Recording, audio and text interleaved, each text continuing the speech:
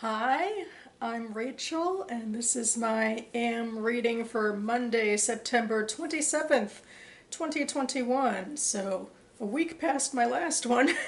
Maybe next month I'll be trying to scooch back into Friday reads, but anyway.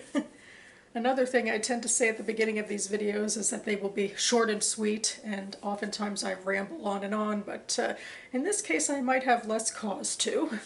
To start us off, I have the next short story in this collection by Dorothy Parker, which I've been very slowly reading from since May. I basically read one short story for each of these videos to talk about with you. And this week I read Just a Little One, which was published in 1928.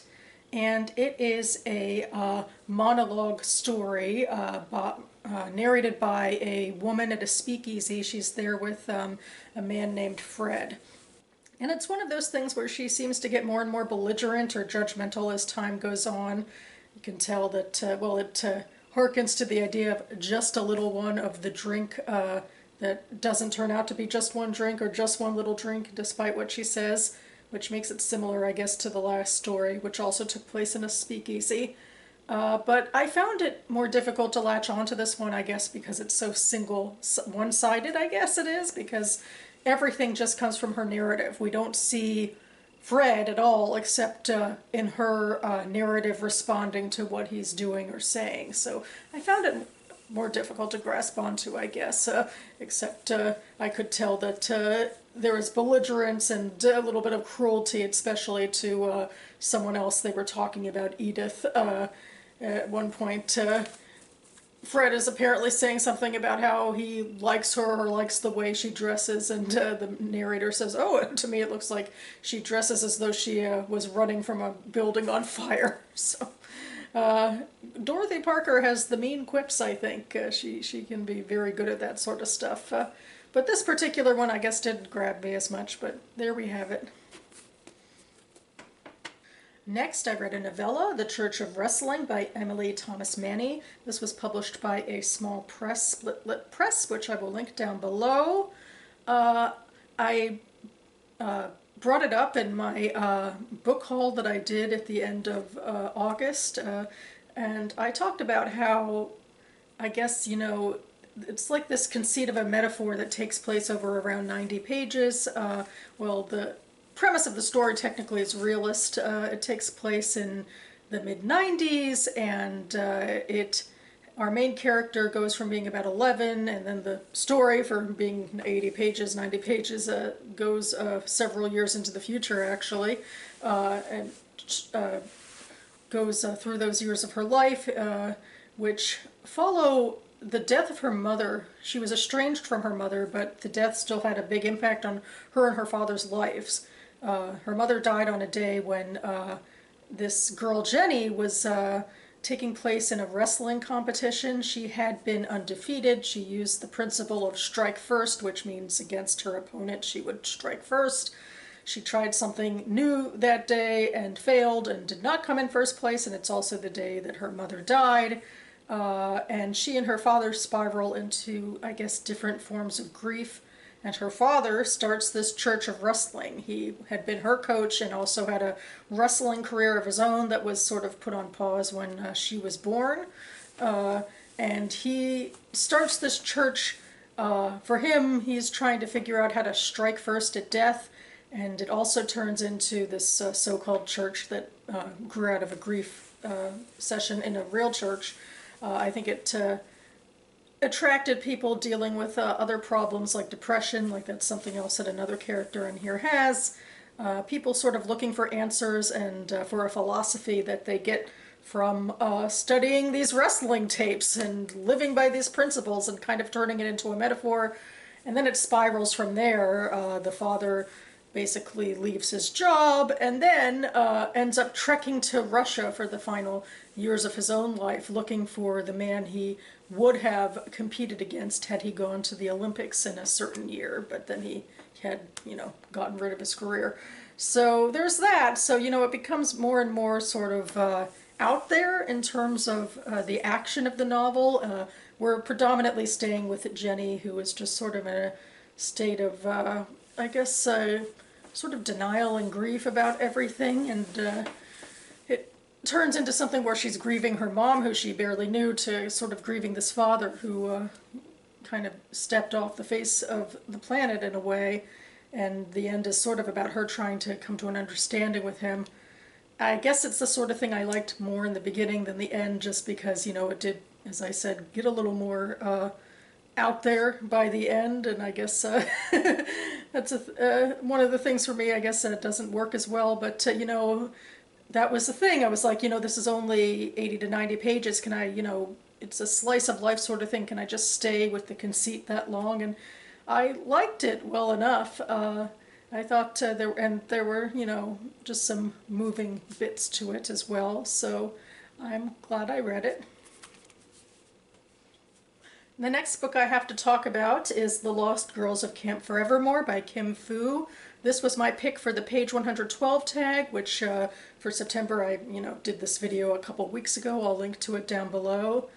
And funnily enough, Kim Fu has a blurb in the Church of Wrestling, which I just held up, and that was a small press book, so it's kind of cool that they're linked. This one, I think, is from a mid-size press, Houghton Mifflin Harcourt. But anyway, I say I have to talk about this book, but really I've only read the first 10 pages, and of course page 112. The setup of this book, which it talks about in the back, is that it takes place in 1994. There are a group of girls who are at the summer camp that caters to 9 to 11-year-olds. And fun fact, in 1994, I was 11. But anyway, this group of girls is at this summer camp, and one of the pinnacle experiences of the camp is that they do this day-long kayaking trip where they, go on the water and they kayak to a nearby island with one faculty member, I guess it is, and then the rest of them, are the little girls in a group together, and then they, spend the day, kayaking and setting up camp and hiking back to home base, as it were. But in this situation, according to the back, something goes very awry, and these young 9 to 11-year-old girls are stranded on their own and have to make their way back on their own, which for a lot of young girls that age in these circumstances is not something that is usual for them to have to do. So it's a bit of, I think, a traumatic experience, or a trying experience at the very least, and it has effects on them throughout the rest of their lives, which I think is what this book will cover.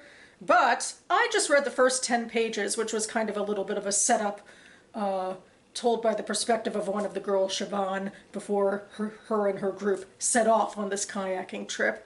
And that's all I've read so far, and I already have to put this book down. Not in a DNF sort of way. It's not like I'm, bailing like Sean the Book Maniac immediately on this, but, or, as he bails on a lot of things. But I'm not bailing, but I don't have the time to read this right now because I have to read this book, My Dark Vanessa by Kate Elizabeth Russell. This is the final book I have to read on my ballot for the BookTube prize, and of course that ballot is due at the end of the month, which is very imminent indeed. So I can't say much about this book. I'm an official judge for the BookTube prize. I can say that it harkens to the Me Too movement and a young woman who kind of comes to terms with her past as the Me Too movement is gearing up. And she had a relationship with a teacher, I believe, when she was in high school. And at the time, she thought it was normal. And now she is questioning whether or not she was groomed. And I think that teacher is in trouble continually, even though now it's, decades later. But, he's continuing to have these relationships, as I understand it, with his students. That's my general understanding of the book. I don't know much more about it. I haven't started reading it yet, and I can't tell you more than that anyway, keeping my lips sealed, because as an official judge, I am not giving any official opinions on the books I'm reading until, well, next week by this point, when Robert, who is the founder of the BookTube Prize, will be announcing the winners in both fiction and nonfiction, so long as some of us get our ballots in on time. But anyway, the BookTube Prize is something that Robert started a couple of years ago. It's for the BookTube and related communities to judge the best in literary fiction, nonfiction, and next year translated fiction that was published in the US the year before.